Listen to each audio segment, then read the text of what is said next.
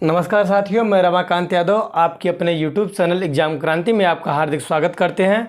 इसके पिछले वाली वीडियो में वंशानुक्रम एवं वातावरण आपको पूरा पढ़ा दिया गया था, कहीं से कुछ नहीं छोड़े थे। अब हम बात करेंगे मित्र नए टॉपिक की बुद्धि की बात करेंगे। आइए, मुझे बुद्धि में पढ़ना क्या क्या है इसको देख लेते हैं। मुझे पहले बुद्धि पढ़ना है। बुद्धि क्या होती है, बुद्धि का स्वरूप क्या है, बुद्धि का अर्थ क्या होता है। फिर उसके बाद में बुद्धि की विशेषताएं पढ़नी है, बुद्धि की विशेषताएं क्या क्या होती हैं। फिर उसके बाद मित्र में पढ़ना है बुद्धि के प्रकार। बुद्धि के प्रकार में दो मनोवैज्ञानिक थे, एक गैरिट थे और दूसरे थॉर्नडाइक थे। गैरिट ने भी बुद्धि के 3 प्रकार बताए हैं और थॉर्नडाइक ने भी बुद्धि के 3 प्रकार बताए हैं। हमें इसे पढ़ना और ये इम्पॉर्टेंट भी है मित्र। अमूर्त बुद्धि क्या होती है, मूर्त बुद्धि क्या होती है, सामाजिक बुद्धि क्या होती है, यांत्रिक बुद्धि क्या होती है, हमें यहाँ से पढ़ना है। फिर बुद्धि के सिद्धांत पढ़ना है मित्र।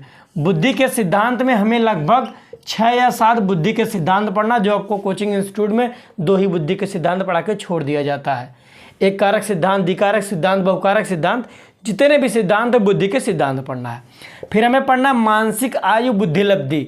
मानसिक आयु के बारे में पढ़ना है और मानसिक आयु का सूत्र किसने दिया था उसके बारे में पढ़ना है। और कितने से कितने के अंतर्गत बुद्धि लब्धि के बालक, जैसे श्रेष्ठ बुद्धि लब्धि के बालक, प्रतिभाशाली बुद्धि बालक, जड़ बुद्धि बालक, ये कितने से कितने के बीच में आते हैं, हमें यहाँ पे बुद्धि लब्धि के बारे में पढ़ना। फिर पढ़ना है बुद्धि परीक्षणों के प्रकार। व्यक्तित्व बुद्धि परीक्षण का प्रकार, सामूहिक बुद्धि परीक्षण का प्रकार, ये पढ़ना है। इस तरह से यहाँ पे मुझे 4 परीक्षण प्रकार यहाँ पे पढ़ना है। तो इस तरह से ये आपका एक बुद्धि का जो आपको बनाई जाती भूमिका, इस तरह से बना लीजिए। और ये आप बुद्धि शुरू करने से पहले जहाँ भी नोट्स बनाए उस पहले पेज पे लिख लीजिए। ये लिखने से होगा कि मुझे बुद्धि के अंतर्गत पढ़ना क्या क्या है, ये चीज़ें आपको क्लियर हो जाएंगी। आप स्क्रीनशॉट ले लीजिएगा मित्र। चलिए, आप स्क्रीनशॉट ले लिए होंगे। आगे बढ़ते हैं। इस क्लास को मित्र आप अपने मित्रों तक जरूर पहुंचाएं। आप मेरा साथ दीजिए, मैं आपका साथ अवश्य दूंगा। अब आप देख ही रहे हैं, इस तरह से बुद्धि को कोई नहीं पढ़ाता, ना ही पूरा बताता है कि बुद्धि के अंतर्गत मुझे क्या क्या पढ़ना है। चलिए, और मैं कल भी बताया था आपको कि यूपी टेट का जो नोटिफिकेशन है 15 से 20 जून के अंतर्गत आ जाएगा। आइए, अब मैं बात करता हूँ कुछ जो मनोवैज्ञानिक है, बुद्धि को उन्होंने क्या बताया है, बुद्धि को उन्होंने क्या कहा। वास्तविक उस बात करने से पहले मित्र आपको मैं बता दूं कि बुद्धि की आज तक कोई सटीक परिभाषा नहीं हुई। कई बार जो समारोह हुआ, कई बार समारोह बुलाया गया, संगठन बैठाया गया, 1921 में, 1923 में, इसके पहले जो 1906 में भी बुलाया गया था, लेकिन बुद्धि की कोई सटीक परिभाषा नहीं हुई मित्र। तो अलग अलग वैज्ञानिक ने बुद्धि के अपने अलग अलग मत दिए हैं। तो हम कुछ वैज्ञानिक के नाम यहाँ पढ़ते हैं, मनोवैज्ञानिक जो बुद्धि के बारे में क्या, जो पूछा भी जाता है एग्जाम में। चलिएगा, नंबर 1 पे हैं वुडवर्थ जी। आइएगा मित्र, वुडवर्थ जी ने बुद्धि के बारे में क्या कहा। वुडवर्थ ने बुद्धि के बारे में कहा कि बुद्धि कार्य करने की एक विधि है। मतलब किसी भी कार्य को करने के लिए हमें बुद्धि की आवश्यकता होती है। ध्यान दीजिएगा, इन्होंने क्या कहा, बुद्धि, ये कामा कर दीजिएगा, बुद्धि कार्य करने की एक विधि है, एक विधि है। ध्यान दीजिएगा मित्र। अब इसको आप इन्वर्टेड कामा के अंदर कर दीजिएगा। वुडवर्थ का क्या मत था, बुद्धि कार्य करने की एक विधि है। अच्छा, अब अगले मनोवैज्ञानिक मित्र आएंगे टर्मन। टर्मन आप चाहे ऐसे लिखिए, चाहे ऊपर वाला र, रेफ वाला र लगा के लिखिए, कोई दिक्कत नहीं है। टर्मन ने बुद्धि के बारे में क्या बताया।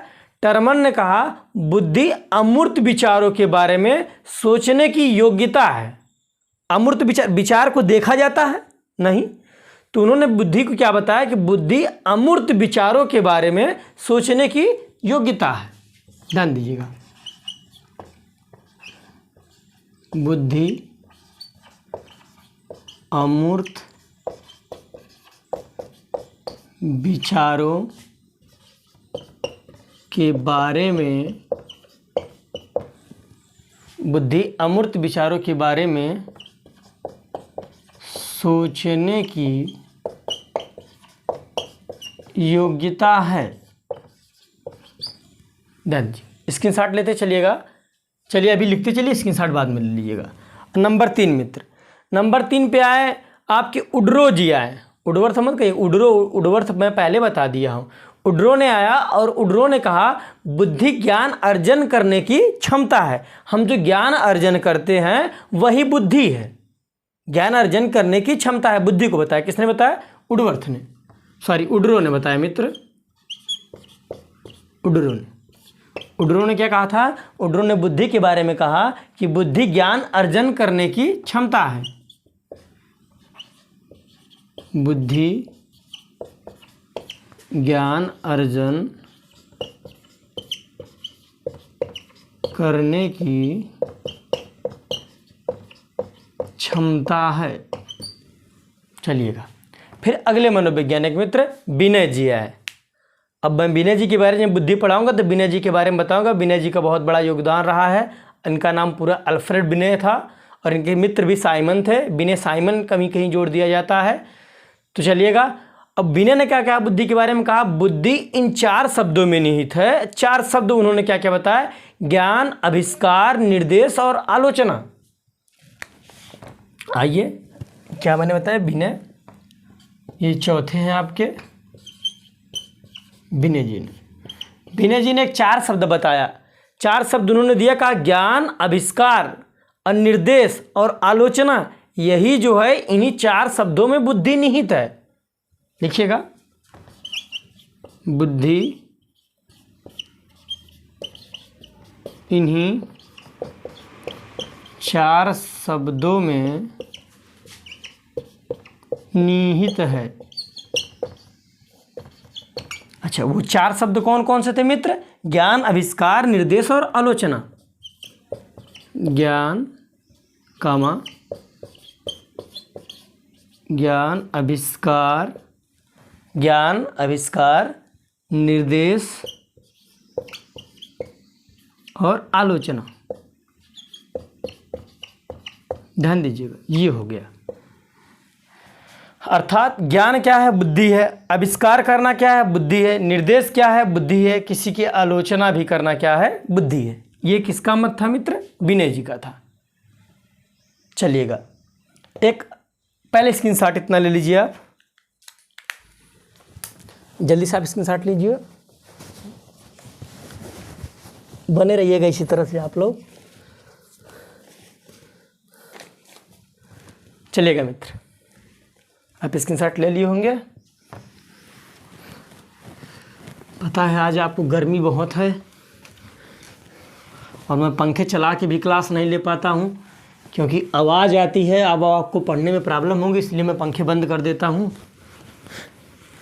चलिएगा, अब हम विनय तक हो गया था। अब हम अगले मनोवैज्ञानिक की तरफ बढ़ेंगे, गाल्टन। और मैं जब कल पढ़ा रहा था तो गाल्टन के बारे में मैंने बताया था। सुजनन शास्त्र के जनक कौन थे? गाल्टन। और गाल्टन ने सबसे पहले बुद्धि को पहचानने अर्थात बुद्धि का अध्ययन किया था सबसे पहले। तो यह गाल्टन की देखेंगे, गाल्टन ने बुद्धि के बारे में क्या कहा था?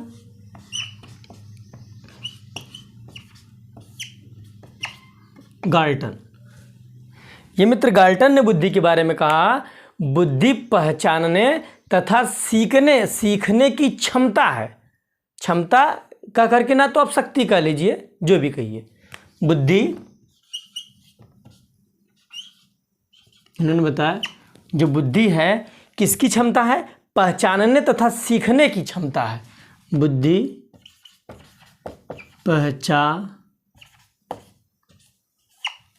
पहचानने तथा सीखने की क्षमता है। जी किसका मत था मित्र? गाल्टन जी ने लिखा था। आप हर परिभाषा को मित्र ब्रैकेट में करते चलिएगा। चलिए, बुद्धि पहचानने तथा सीखने की क्षमता है, इन्वर्टेड कामा के अंतर्गत आप कर दीजिएगा। चलेंगे मित्र, अब आगे बढ़ेंगे। एक बंकिम जी करके थे, इन्होंने भी बुद्धि के बारे में अपना मत दिया था और इन्होंने कहा कि सीखने की शक्ति ही बुद्धि है। अर्थात किसी कार्य को सीखा जाए वो किसके द्वारा सीखा जाएगा? बुद्धि के द्वारा। चलिएगा, बंकिम जी को भी देख लेते हैं।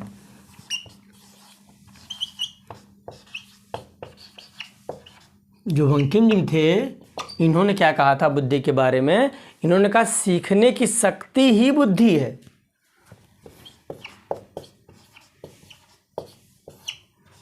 सीखने की शक्ति है मित्र, ये सीखने की शक्ति ही बुद्धि है।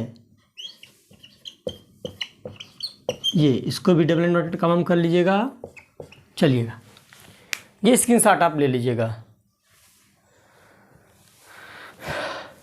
तो कुछ मनोवैज्ञानिक जो बुद्धि के बारे में अपना मत दिया था, मैंने आपको ये बता दिया। अब हम आगे बढ़ेंगे। चलिएगा मित्र, ये तो मत हुई। अब कुछ विशेषताएं के बारे में देख लेते हैं। विशेषताएं, अच्छा विशेषताएं किसके आधार पर निकलती हैं मित्र? ये जो है जितने भी मनोवैज्ञानिक परिभाषाएं दिए हैं, इन्हीं की परिभाषाओं से विशेषताएं निकाली जाती है। तो अभी विशेषताएं जब लिखेंगे तो आप कहेंगे कि पीछे जैसे वर्ड सुना सुना दिखाई दे रहा है, कि मतलब ये पीछे मैंने सुना हुआ है। तो चलिएगा, विशेषताएं आप याद कर लीजिए। और विशेषताएं से मित्र 4 विशेषताएं दे देता है टेट सीटेट में, और उसमें सुपर टेट में भी 4 विशेषताएं देने के बाद उसमें से पूछ लेगा निम्न में से बुद्धि की विशेषता कौन सी नहीं है। उसमें मित्र 3 ऑप्शन सही रहेंगे, 1 ऑप्शन गलत रहेगा। आपको जो नहीं है उसी को क्लिक करना होगा। या तो फिर 4 ऑप्शन दे देगा, उस ऑप्शन में से 1 ऑप्शन सही देगा, 3 ऑप्शन गलत दे देगा, और पूछ देगा निम्न में से कौन सी बुद्धि की विशेषता है, तब वहाँ आपको 1 ऑप्शन क्लिक करने पड़ेगा। ये ऑप्शन कहाँ से आएंगे? यही जो विशेषताओं से ही वहाँ ऑप्शन बनते हैं। आप प्रीवियस ईयर के पेपर उठा के देखिएगा, बार बार प्रश्न किया जाता है, प्रश्न बनता गया है आपका, बुद्धि व्यक्ति की जन्मजात शक्ति है कि नहीं है। हाँ, इस तरह से प्रश्न बनते हैं 4 ऑप्शन दे करके। चलिएगा, हम विशेषताएं की बात करेंगे। और किसकी विशेषता? बुद्धि की विशेषता। अच्छा, विशेषताएं का मतलब 1-2 विशेषताएं नहीं है। विशेषताएं का मतलब कई इसकी विशेषताएं हैं। अब विशेषता लिखते तो एक ही 2 लाइन में खत्म होता है। इस फैक्ट को मैं मित्र लाइन टू लाइन किया, चाहता मैं 1 या 2 पैराग्राफ एक ही पैराग्राफ में ख़त्म कर देता, लेकिन लाइन टू लाइन फैक्ट किया ताकि आपको याद करने में कोई प्रॉब्लम न हो। चलिएगा, विशेषताओं के बारे में पढ़ेंगे। पहले ही विशेषता तो ये कहा गया बुद्धि के बारे में, कहा बुद्धि व्यक्ति की जन्मजात शक्ति है। अर्थात जब बच्चा पैदा होता है, जब जन्म लेता है, तभी से उसके साथ उसकी बुद्धि होती है। चलिएगा, नंबर क्या कहा? पहला ये नंबर 1,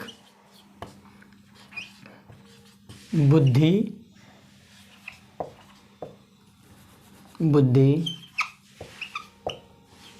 जन्मजात। याद रखिएगा मित्रों, बुद्धि जन्मजात, अच्छा सॉरी 1 मिनट रुकिएगा यार, व्यक्ति की जन्मजात, बुद्धि व्यक्ति की जन्मजात, बुद्धि व्यक्ति की जन्मजात शक्ति है। ये देखिए, चलिएगा, ये नंबर 1 हो गया। दूसरा नंबर मित्र क्या बताया गया? बताया गया कि बुद्धि शक्ति को अमूर्त चिंतन की योग्यता प्रदान करती है। बुद्धि, सॉरी शक्ति नहीं, व्यक्ति को भाई, बुद्धि किसी भी व्यक्ति को, बुद्धि व्यक्ति को अमूर्त चिंतन करने की योग्यता प्रदान करती है। अर्थात व्यक्ति चिंतन किसके द्वारा करता है? अमूर्त चिंतन, बुद्धि के द्वारा। तो ये भी लिखिएगा, बुद्धि व्यक्ति को या व्यक्ति की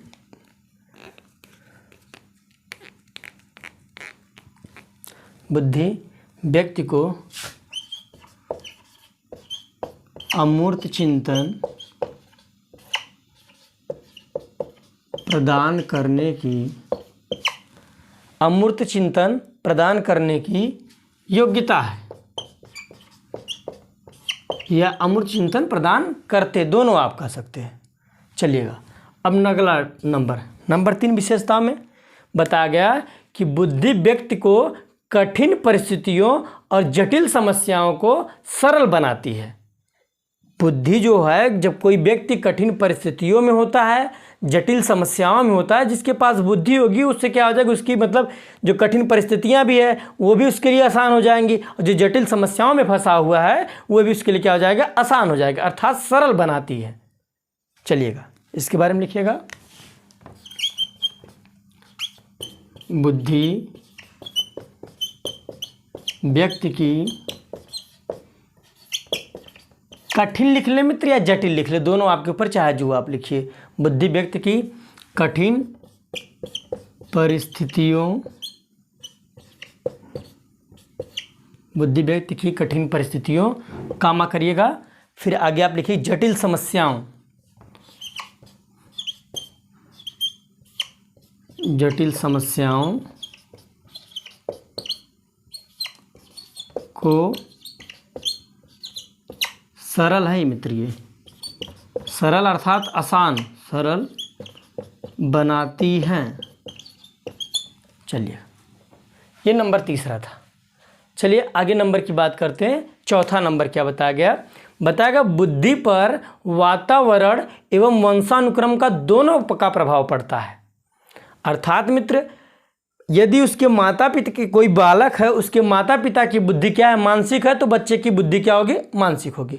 अच्छा, माता की अगर माता पिता की जो बुद्धि है वो महान अर्थात प्रतिभाशाली है वो, अब बच्चा भी क्या होना चाहिए? प्रतिभाशाली। लेकिन बच्चे को यदि शुद्ध वातावरण नहीं मिला, उसके अकॉर्डिंग वातावरण नहीं मिला, तो बुद्धि महान माता पिता का बालक हो करके भी उसकी बुद्धि क्या हो जाएगी? जड़ बुद्धि या मूर्ख बुद्धि या जो भी बुद्धि हो जाएगी।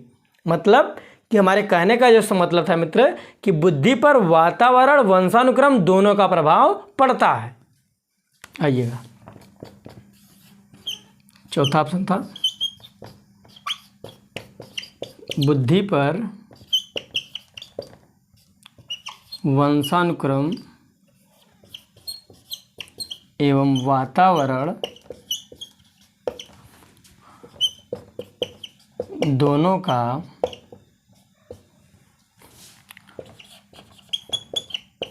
प्रभाव पड़ता है। स्क्रीनशॉट ले लीजिएगा मित्र आप।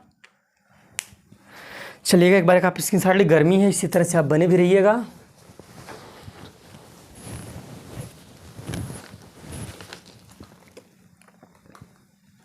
चलिएगा मित्र, आगे बढ़ते हैं। अच्छा, इसी तरह से ऑप्शन बना के दे देगा कि निम्न में से बुद्धि की विशेषताएं नहीं हैं। तो पहला ऑप्शन जैसे हो गया, मान लीजिए बुद्धि व्यक्ति की जन्मजात शक्ति है। जब आप पढ़े रहेंगे, जाने रहेंगे, तब वहाँ पे सही करेंगे। अब आप कहेंगे अरे बुद्धि कोई लेके पैदा थोड़ी नहीं होता है, बुद्धि तो आदमी बाहर सीखते हैं, तो गलत हो जाएगा। तो बुद्धि व्यक्ति की जन्मजात शक्ति, इस बात को आप याद रखिएगा पॉइंट को। और आगे याद रखिएगा बुद्धि व्यक्ति को अमूर्त चिंतन, अमूर्त चिंतन, ये देखिए अमूर्त चिंतन प्रदान करने की योग्यता है। फिर अगला, बुद्धि व्यक्ति की कठिन परिस्थितियों एवं जटिल समस्याओं को सरल बनाती है। अभी दिमाग में ये बात ना आ जाए कि मशीन सरल बनाती है। चलिएगा आगे बढ़िए। बुद्धि पर वंशानुक्रम एवं वातावरण का दोनों प्रभाव पड़ता है। अर्थात ये चारों ऑप्शन क्या है? सही है। मान लीजिए अगर यहाँ पे पांचवा ऑप्शन रहता इनमें से कोई नहीं, तो वह पांचवा ऑप्शन रहता उपयुक्त सभी, तो वही ऑप्शन सही होता। याद रखिएगा, बुद्धि पर वंशानुक्रम एवं वातावरण दोनों का प्रभाव पड़ता है। ये दिमाग में न बात है कि वंशानुक्रम का बुद्धि पर प्रभाव नहीं पड़ता है। क्यों? क्योंकि यहाँ पे बताया गया कि बुद्धि व्यक्ति की जन्मजात शक्ति है। भैया जन्म से बुद्धि पैदा लेकर के हुआ है, तो अर्थात उसके अनुवांशिक गुण जो है माता पिता के जरूर मिलते होंगे। जब व्यक्ति पैदा होता है, जब बालक पैदा होता है, तो बुद्धि को लेकर के साथ में पैदा होता है। अर्थात उसकी जो बुद्धि की सोचने समझने की योग्यता है वो होती है, लेकिन वो धीरे धीरे क्या होती है? विकसित होती है। चलिएगा आगे बढ़िएगा, स्क्रीनशॉट लीजिएगा। फीडबैक जरूर दिया करिए मित्र आप सब कि क्लास कैसी लगी, और अपने मित्र तक जरूर आप पहुंचाइए। इतनी गर्मी में मैं मेहनत कर रहा हूं आपके लिए निःशुल्क, तो आपका भी फर्ज बनता है मित्र फीडबैक दे और अपने मित्र तक जरूर इस क्लास को पहुंचाएं। विशेषताएं, आइए 4 नंबर हो गया, हम 5वें नंबर की बात करेंगे। 5वां नंबर क्या कहा गया? बुद्धि व्यक्ति को भले बुरे, सत्य और असत्य, नैतिक और अनैतिक कार्य करने में अंतर प्रदान करती है। भैया जब किसी के पास बुद्धि रहेगी तभी वो जानेगा ये सत्य क्या है, ये असत्य क्या है। एक पागल व्यक्ति नहीं जानेगा ये सत्य क्या है, असत्य क्या है। नैतिक की बातें कौन जानेगा? जिसके पास बुद्धि रहेगी, जो समाज में चलता रहेगा, वो न जानेगा। और दोनों में अंतर कौन कर पाएगा कि सत्य क्या है, असत्य क्या है, नैतिक क्या है, अनैतिक क्या है? जिसके पास बुद्धि रहेगी। तो कहा गया कि बुद्धि व्यक्ति को भले बुरे, सत्य और असत्य, नैतिक और अनैतिक में अंतर प्रदान करती है। लिख लीजिएगा, ये 5वां नंबर हो जाएगा मित्र। बुद्धि व्यक्ति को सत्य, असत्य, सत्य असत्य, बुरे भले, नैतिक तथा अनैतिक, नैतिक तथा अनैतिक, नैतिक तथा अनैतिक है मित्र। ये 1 मिनट रुकिएगा, फिर से लिख दे रहे, नैतिक तथा अनैतिक। चलिएगा, नैतिक तथा अनैतिक। अब इनमें क्या करने के, अंतर करने के लिए, नैतिक तथा अनैतिक कार्य करने में अंतर प्रदान करती है।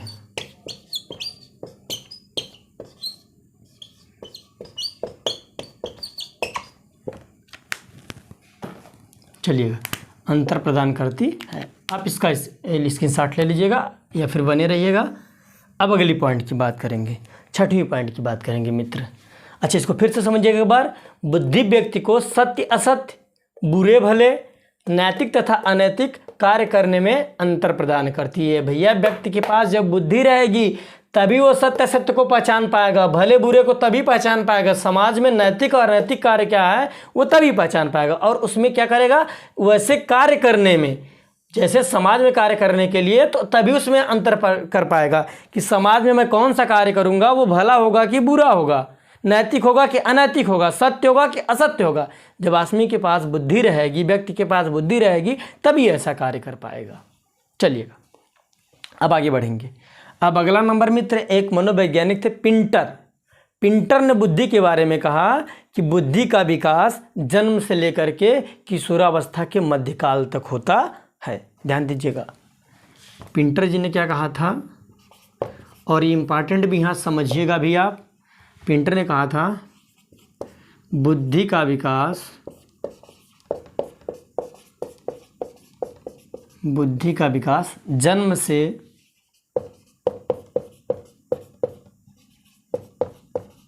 लेकर, बुद्धि का विकास जन्म से लेकर किशोरावस्था के, किशोरावस्था के मध्य तक होता है। अर्थात आप कह सकते हैं 0 से लेकर के 18 वर्ष के बीच, या फिर 16 वर्ष, 18 कर लिया 16, इसके बीच जो है, जब बच्चा पैदा होता है तो इसी के बीच बुद्धि का विकास होता है। फिर बाद में मैच्योरिटी आती है धीरे धीरे, हाँ। और इसमें जिसमें बुद्धि का विकास नहीं हुआ तो उस आगे चल कर के बच्चे का विकास भी नहीं हो पाएगा। कल मैंने आपको एक एग्जाम्पल दिया था एवरान जंगली पशु का, कि वो जो है जन्म जब उसका हुआ तो वो जंगल में उससे कुछ जानवर उठा ले गए, उसका पालन पोषण जंगल में हुआ पशुओं के द्वारा। उसकी आकृति, बनावट, आकार, बोलने की भाषा शैली और चलने की जो हाथ पैर से चलने की जो शक्ति पशुओं की तरह हो गई। जब वो 12 साल का लगभग था तो उसे जंगली जो है आदमी वहाँ से पकड़ करके लाए, तो उसे चाहे कि मैं मानव की तरफ इसे सभ्य बना दूं, लेकिन वो क्या कर रहे हैं, असंभव है, क्योंकि उसकी मित्र बुद्धि का विकास हुआ ही नहीं। जब उसके बुद्धि के विकास का समय था तो वो कहाँ पे था, वो तो जंगल में था, इसलिए उसके बुद्धि का विकास नहीं हुआ। तो हम कह सकते हैं ये पिंटर महोदय का मत था कि बुद्धि का विकास जन्म से लेकर के किशोरावस्था के मध्य तक होता भी है, और ये मत भी बिल्कुल सही है। चलिएगा, अब आगे बढ़ते हैं मित्र। इस तरह से कुछ इंपॉर्टेंट जो विशेषताएं थी, मैंने आपको विशेषताएं बता दिया। इसको पढ़ते चलिएगा या फिर लेक्चर को आप 1-2 बार सुनते चलिएगा। मैं पूरा आशा करता हूँ आपको मित्र समझ में आ जाएगा। अब हम आगे बढ़ेंगे थोड़ा सा इससे। अब मैं बात करूँगा बुद्धि के प्रकार। आइएगा,